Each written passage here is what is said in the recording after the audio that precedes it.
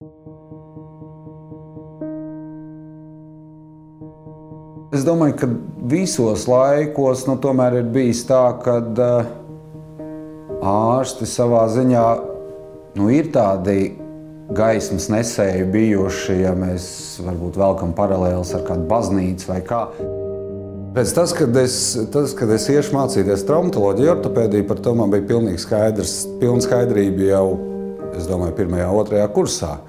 Tas, ka tā būs tieši mugurkaula ķirurģija, un tas varbūt nāca vēlāk. Tās ir faktiski divas disciplīnas kopā. Tā ir traumatoloģija, ortopēdija, tātad kauli, tā ir kaut kāda skrūvēšana, kaut kāda montēšana, un liela daļa no mugurkaula ķirurģijas ir arī neiroķirurģija, kas ir darbs ar tādām smalkākām lietām, ja, ar nervu struktūrām, ar muguras smadzenēm.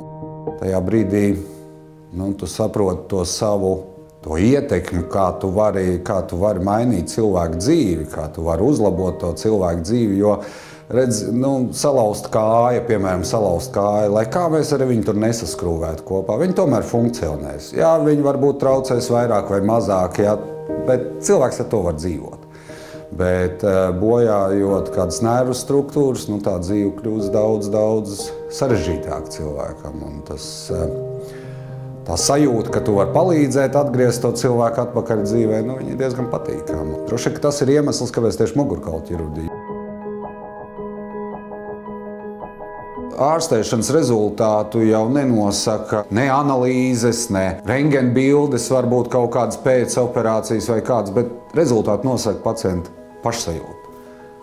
Varbūt tev ļoti slikta bilde, varbūt tehniska bilde pēcoperācijas, bet pacients jūtas ļoti labi.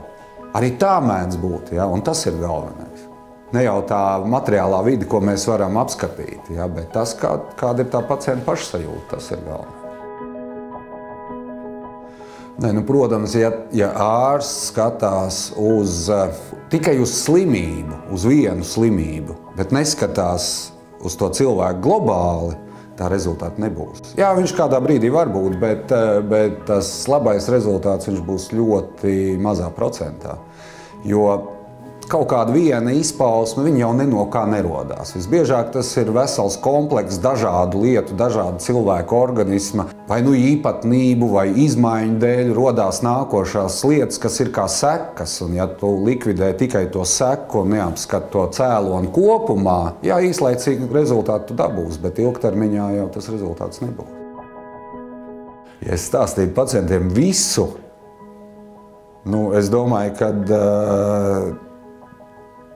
ļoti maz no viņiem nonāk līdz ķirurģiskai ārstēšanai, ja es izstāstītu visu, kas teorētiski var ar viņu notikt ar to cilvēku. Protams, tur ir vesela rinda lietu, kas ir 0,00% iespējamības, bet teorētiski tas var būt.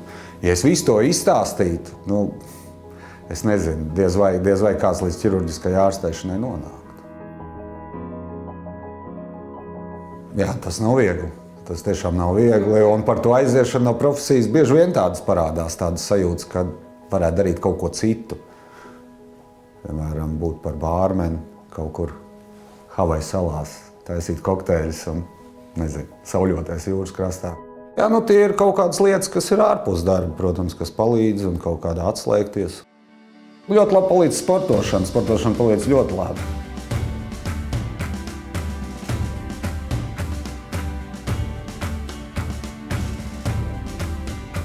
Tu vismaz uz kaut kādu laiku atslēdzies, un tev ir tas fiziskais lādiņš, ko tu izlādē ārā, tas jau vienmēr palīdz.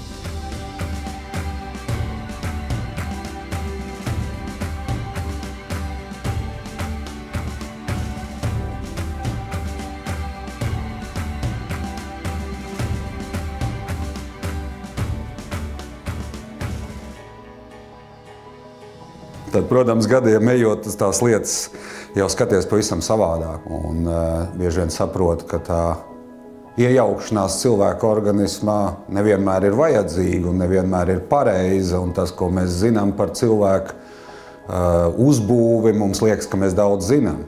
Bet gadiem ejot, mēs saprotam, ka mēs zinām tik ļoti maz. Bet ir 21. gadsimts. Kurš māk uztaisīt muguras smadzenes? Neviens. Kurš māk atkārtot galvas smadzenes? Neviens.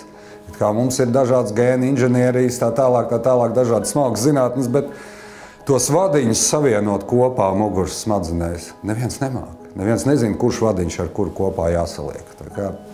Tās ir tādas lietas, kas, nezinu, varbūt pēc 100 gadiem, varbūt pēc 200, varbūt nekad. Tātad kāds, kas radīs to mehānismu, viņš ir daudz gudrāks par mums. Daudz gudrāks.